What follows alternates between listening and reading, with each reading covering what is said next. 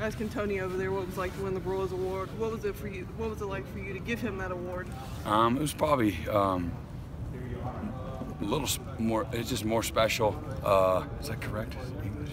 That's good. Guys, all writers. It's just us. It was pretty special, just because. Just the anticipation for what he was going to experience, and just he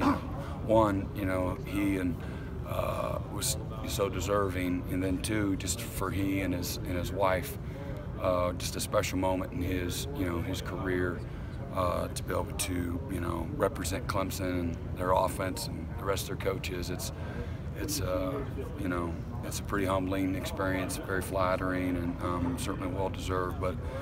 As much as anything, very special. And then as I'm sitting there, really literally 15 seconds before they were going to announce, I'm sitting there for the first time, I was thinking, wait a minute, I don't know if they're going to be able to give it to another Clemson guy. I just won it. This might be the setup of all setups. He's here, but I don't know if they're going to be able to really vote him in, because I'm sure subconsciously that came across people's mind. I really thought, oh, no, he may not be able to win it because of that. And I was certainly hopeful that that wasn't going to be the case. And so, pretty cool moment. The defensive line got a lot of accolades with All-American teams and things like that, but their dominance and what they've been able to do, how's that opened it up for the other guys who've been able to make plays, the linebackers and the guys? Yeah, I think, again, collectively, as the season had gone on, we developed a great identity, and I thought we played a good part of the year with strong discipline. And that comes at all three levels. Everybody benefits when their teammates are doing things well. And some of the times it shows up in the stat sheet and some of it doesn't. But, you always say it does start up front, and those guys have been active and disruptive virtually all year. And, it's the same group of guys that come every day, year round, ready to work. They like to practice and like to work. So, it's great for them to get some recognition. That doesn't do a whole lot for us on the field, but I think their success and notoriety is again a reflection of not only them but their teammates too, putting in a lot of hard work. Brent, is Alabama vastly different from what you guys saw last year and maybe in the year before? Some ways different. There's some new wrinkles, in some ways not. They're another year of maturity, and they're big, they're strong, they're fast. The backs are big time, and they've got more receivers in their arsenal now. And Ridley is just a year older and really, really good. And they're doing a great job giving the ball to their playmakers.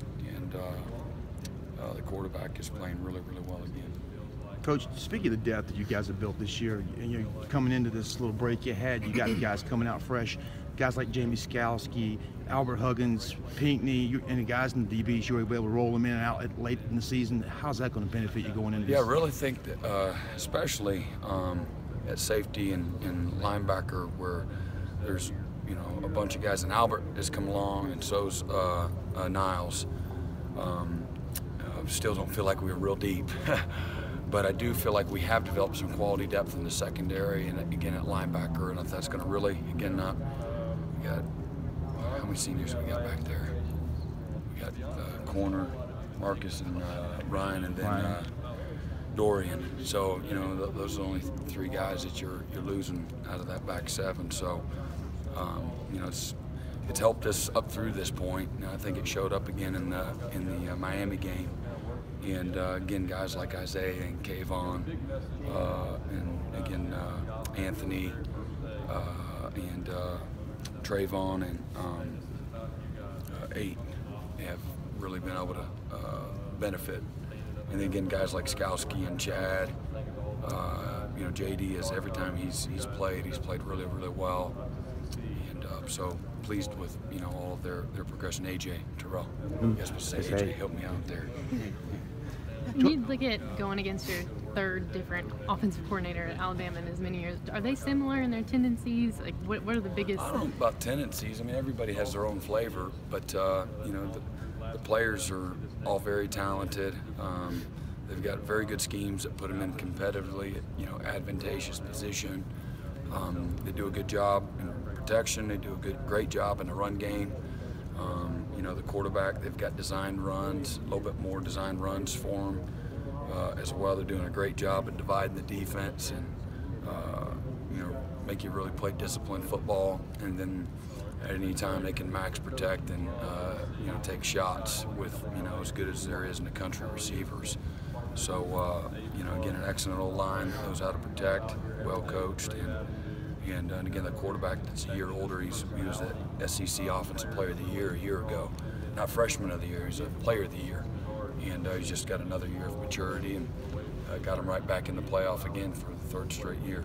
Coach, you look at the stats, and Calvin Ridley controls, I think it's 35% of the team's receiving yards. But what have you seen on tape from some of the guys without Ridley on the back of their jersey? Yeah, they've got a bunch of great players. Start with their running backs. They're a nightmare, 34, 9, and 8. And then the quarterback has a runner too. But they're getting the ball to the backs, both the run game and the passing game, doing a great job with that. And then they've got some great young receivers that are, again, incredibly dangerous, fast, athletic, long, got great ball skills, and you know, they're deep there. They've recruited a number of guys at top 3, top 4 in the country at receiver over the last 4 years, and they're all over their roster. So they got guys that can run and catch it and know what to do when they get the ball. How big is it to get Trey Lamar back, to have that bigger body at backer, knowing what you're facing against the run game? Yeah, I mean, again, you know, I know they've had some injuries, and we've had a bunch of them too at all 3 levels all year. And so, you know, it's great to get him back. Another experienced guy with a big body that can run, and it's tough to handle, you know, at the point of attack. So it's good. Talked about not feeling like you have a lot of depth, especially along the defensive line. How big is bowl practice to develop that depth and get guys ready for not only? Yeah, it's critical. It's critical. You're right. And moving forward, it'll be it's huge. And to get those guys a bunch of fundamental work, you can slow things down and coach them through some schemes and the whys and the hows. And but as much as anything, the fundamentals, they're going to get a ton of fundamental work, and that's critical to the foundation, you know, and their success, their futures.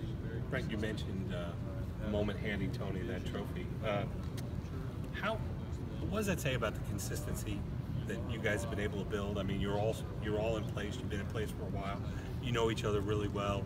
How much does that lead to moments like this where you guys are preparing to chase another national championship? Well, again, Coach Sweeney's done a great job, obviously, of you know, setting the temperature of the program, philosophy, the vision, and then he's done a tremendous job of selling that to the players and the staff, and surrounding himself with, you know, ambitious, like-minded people that are team-oriented, that believe in, you know, again, the vision and the philosophy, and that work hard at supporting it and implementing it and holding guys to that standard. You know, I think it says as much as that, and I think consistency, you know, the continuity helps in that consistency, and so that you're not having to start over and reinstall, you know, with a new staff. You know, but Coach Sweeney does. He is as relentless as anybody I've been around in regards at holding people accountable to the standard, the vision, you know, whatever you know, benchmarks that we put in our program for our players and coaches to adhere to. You know, he does a great job, because it's easy to kind of drift out of your lane every once in a while, and especially if sometimes you have continuity where guys get too comfortable. He does a great job not allowing us to get comfortable. I love that, and sometimes it's hard, you know, structure, accountability, discipline, but I think any successful organization, business at every level thrives when there is that accountability, and then again, you have to have enough you know, where guys that are willing to check their ego at the door and be great team guys, and that's how you get stuff done. Did you worry at all? Like, I know how well you worked with Chad when he was here. Did you worry at all when Chad leaves and Coach is hiring 2 young guys who haven't really had that experience before? Did you wonder whether that was the right move, or did you know that because these guys were very talented, innovative, and incredibly intelligent? You know, some of the best coaches out there. One of the prerequisite with most of them is just their intelligence and they being good teachers and know how to motivate and be able to strategize. Sometimes that's overrated, sometimes it's not, but these guys are smart guys that were integral parts of the success that we had while Chad was here as well, and then they've all added their own flavor. There's a whole team of them over there, including Coach Sweeney. So not surprised one bit. Coach, sorry if you've been asked this, but your first thoughts when you saw Alabama, given the way the last 2 games have gone, was it kind of like, oh my God, again, I can't believe this is happening? And what is it like game planning? At the end of the game last year? No. When you saw them pop up as your opponent this year, and then your thoughts of game planning for their offense, differences, and certainly facing a guy like Hurts again. I'm not going to tell you what I really thought. All right, but it was like, hey man, it's like you want to be the best, you got to beat the best, and I think for the most of the year, 99% of the year, they are at number 1 and well deserved. They've had another incredible year. They lost some guys, but they've recruited better than anybody. I don't know anybody in college football that's recruited better than them. So, it's a great challenge, but one that's easy to get our guys excited for. They have more respect from Alabama than anybody, and because they've had to line up against them. And you're not going to out-trick these guys. You got to play physical. You got to play with great fundamentals. You got to play with incredible effort and passion. But the physical and the mental toughness that they make you play with in all 3 phases of the game is why you play the game and you coach the game. And but again, if you want a chance to win a national championship, you're gonna play great football teams and great players. And so hopefully, by the time the game gets around here, we'll be ready to play. And I know our guys are really excited about the opportunity, though.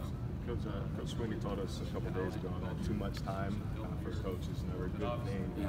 What are the challenges of having so much time before you play, and how do you keep yourself? He does a great job of our structured practice. We're not spending, 80% of our practice or even 70% of our practice preparing for Alabama. We work on fundamentals, working on good, and just trying to get better and stay in good shape, stay sharp with our foundation. And so he does a great job of letting our guys where more is not better, and letting our guys have a little bit of time, have some fun, but you got to get them ready to play too. And so you still got to be physical. You still got to practice with great intensity and physical toughness. And so he does again a tremendous job of just having that balance. And I think our track record in the postseason is a reflection of that. Is it different this year having to face Alabama as opposed to you had 6 days to prepare for them the last 2 years? Now you got 3 weeks. Yeah, we didn't reinvent the wheel when we played them last year. We really didn't. We were pretty simple, and again, it still comes down to you got to execute and be physical, and be great in critical situations, and so really just if it does anything, to be honest with you, it's like you got to think about having to play them for a little bit longer instead of getting to play them. But just they're really good. So I'd rather have like 2 days, and they'd have the same 2 days, and you don't have to think about it as much. But the challenge is going to be it's exciting, and so I know they're looking forward to the opportunity, and they talked about it openly as soon as our game was over a year ago about wanting to get back to this point, and not bad for us being a rebuilding year, finding a way to get back to this point. So hopefully we represent our team the right way. For you personally, you've had to go through the whole rumor mill the last few weeks and all that. Was it good just to kind of get back out here and coach football now and not have to deal with all that stuff out there? I don't. The rumor mill is everybody else, spending the time on it. I know, where my focus has been, and once in a while somebody calls and you accidentally picked it up, and then they talk to you, and then you decide to continue it or you don't. And just like I tell recruits all the time, you're in control of this process. It's not the other way around. And again, I've got an incredible job. I work with incredible young people and an incredible staff. What we have at Clemson is not the norm in any profession, let alone in college football. The foundation, the alignment, the players, the healthy culture, the consistency, the focus, you know, Coach Sweeney, his leadership. You know, he's not looking, you know, over his shoulder and, you know, looking at what's better. He really embraces what we have as well. So, and just does again a great job at setting the temperature, letting our guys have fun, loving them, and hugging on their neck, and still disciplining them and getting after them and holding them accountable and getting the best out of them in every part of their life. And so, like I've said, and then we're just, myself and my family, we're incredibly fortunate to be here. And Coach Sweeney believed in me and gave me and our family the opportunity to be a part of this family. So I value that, and I fight every day to keep it, and to fight, you know, to do our job on, you know, on defense, and me as the coordinator to do a good job for these players and these fans and this administration, the staff. So anyways. Yeah. So you got to be back out Same there. old, same old. It's been the recruiting. That's been the stressful part. Brent, with Chad Morris at Arkansas and the three of you guys on this field, I think Dabo's coaching tree is starting to take root a little bit. I'm wondering, from your perspective, maybe what lessons you've taken from him in addition to your other mentors that you'll use if or when the opportunity does arise that you think Dabo is really instilled? Yeah, he's just, he does a great job of managing people, having accountability, discipline, passion and love for the players. Creates an incredible culture that is one that builds up instead of tears down young people. He keeps the main thing the main thing. Again, when I say balance, that's a big part of it.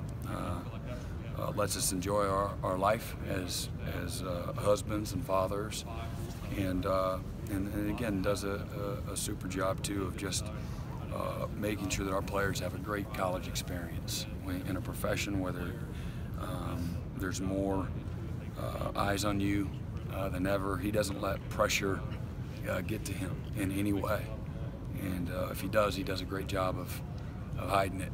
And you know, he feels a great